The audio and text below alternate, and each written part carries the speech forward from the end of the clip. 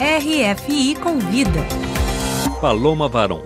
O bailarino e coreógrafo brasileiro Volmir Cordeiro é doutor em dança pela Universidade de Paris-8 e presente em diversos festivais internacionais. Ele apresentará sua nova criação, Trottoir, no Centre National de la Danse, em Pantin, na Grande Paris. Boa tarde, Volmir. Eu gostaria que você me falasse mais o que é o Trottoir, que é calçada em português, né? E que você falasse um pouco dessa sua nova criação. Trottoir é uma peça, é a minha primeira peça onde eu tenho mais bailarinos, vamos dizer assim, uma peça de grupo. Então eu compartilho a cena com outros 5 intérpretes. E é uma peça que dá continuidade a um duo que eu fiz em 2015, chamado Rua. E agora eu estou abordando o Trottoir, então a calçada, como um espaço de circulação de mundos, um lugar privilegiado para uma metamorfose incessante, como um espaço capaz de abrigar o múltiplo, o heterogêneo e colocar em questão a transmutação de papéis sociais que a gente está o tempo inteiro pondo em prática. Ou seja, imaginar um policial que se transforma num cachorro, que vira uma prostituta, que vira um mendigo, e o tempo inteiro ficar permutando esses personagens numa metamorfose que não deixa nunca para trás esse caráter instável do humano. Os 6 bailarinos estão em cena com rostos cobertos por meias coloridas. Por que isso?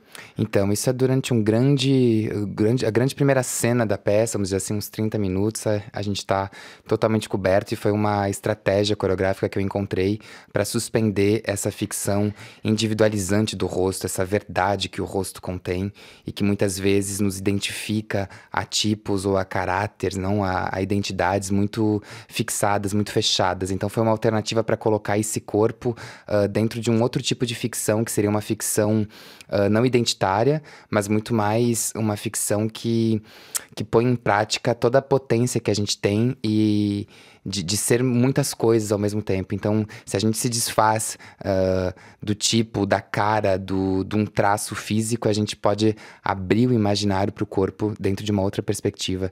E acho que essa foi a estratégia dominante, assim, passar para uma outra, suspender essa necessidade de ter que parecer consigo mesmo.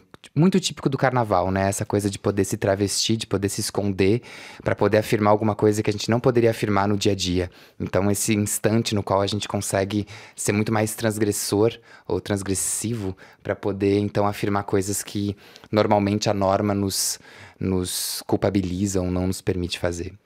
Em um outro espetáculo que você já participou, chamado Ciel, Céu em português, você falava de minorias, de marginalizados. A sua dança ela é também política?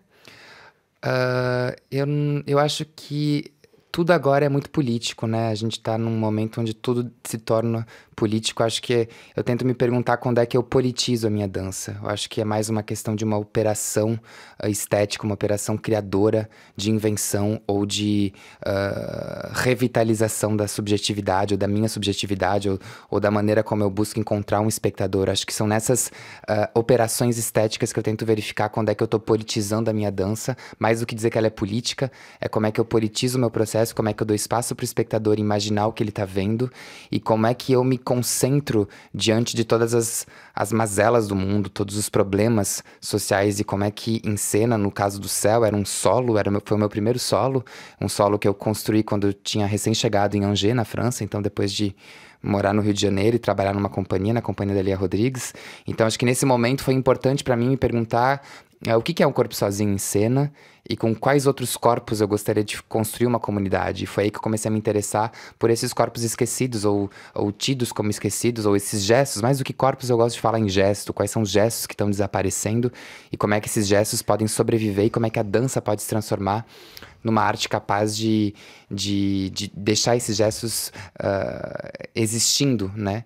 Então, acho que todo o meu trabalho, ele tá atravessado por esse desejo de ser politizado. Acho que isso é mais importante. Depois eu deixo para as pessoas definirem se ele é político ou de qual política se trata, mas acho que é muito importante hoje em dia a gente politizar as nossas escolhas.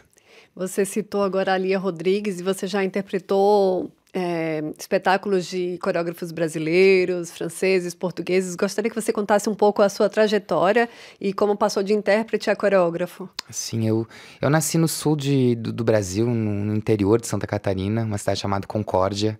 E desde então fiz muito teatro, sempre fui, assim, totalmente apaixonado pelo teatro e impedido de fazer dança. Tinha esse problema muito sério com meu pai, mesmo na minha cidade, né, de um menino dançar, era uma coisa assim, era uma aberração.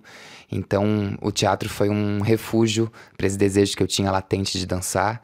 E esse teatro nessa cidade essas práticas teatrais que eu fiz nessa cidade, desde muito pequeno, desde os 5 anos até os 16, foi muito fundadora na construção e na constituição da minha paixão pela arte. E foi então que eu resolvi mudar para Florianópolis, estudar artes cênicas na Universidade do Estado de Santa Catarina. E sempre apaixonado pela Lia Rodrigues, sempre, eu quero dizer, a partir dos 14 anos, que foi quando eu vi um espetáculo dela lá em Concórdia, graças às turnês que o Sesc torna possível ainda hoje. Não sei como é que anda, mas na época era muito profícua a produção do Sesc. E me apaixonei por ela e queria extremamente, assim, dançar com ela. Era um desejo muito grande. Então, com 21 anos, eu fiz uma audição, interrompi os estudos em Santa Catarina, mudei para o Rio de Janeiro para fazer parte da companhia dela. Já tinha trabalhado com o Cena 11, uma outra companhia também muito importante de Florianópolis.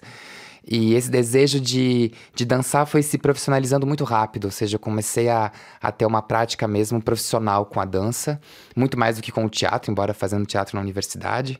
E com a Lia, então, isso explodiu, porque a Lia é uma coreógrafa extremamente importante e muito reconhecida também na Europa. Comecei a fazer muitas turnês com ela por aqui, descobri o Centro Nacional de Dança Contemporânea de Angers e decidi fazer esse mestrado. Então, deixar o Rio de Janeiro, deixar o Brasil, deixar minha família, deixar a minha prática de estudante do Brasil e vir fazer esse mestrado aqui.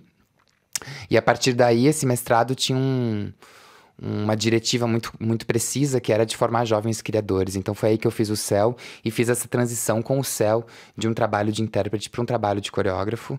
E com o Trottoir agora acho que eu estou fazendo uma outra transição, que é sair do trabalho do solo. Eu fiz 3 solos, agora eu estou passando para um trabalho de grupo, um trabalho que está me interessando muito, que é trabalhar com outras pessoas. Tá, e além do seu mestrado, você depois fez um doutorado, né? E também é professor de criação coreográfica aqui na França. Então... Sim, eu fiz um doutorado depois de terminar o mestrado, um doutorado pela Paris 8, e um doutorado voltado também para analisar certas obras coreográficas brasileiras, de coreógrafos também que eu aprecio muito, que eu acho que são importantíssimo para a história da dança brasileira, como Marcelo Evelyn, Luiz de Abreu e Micheline Torres.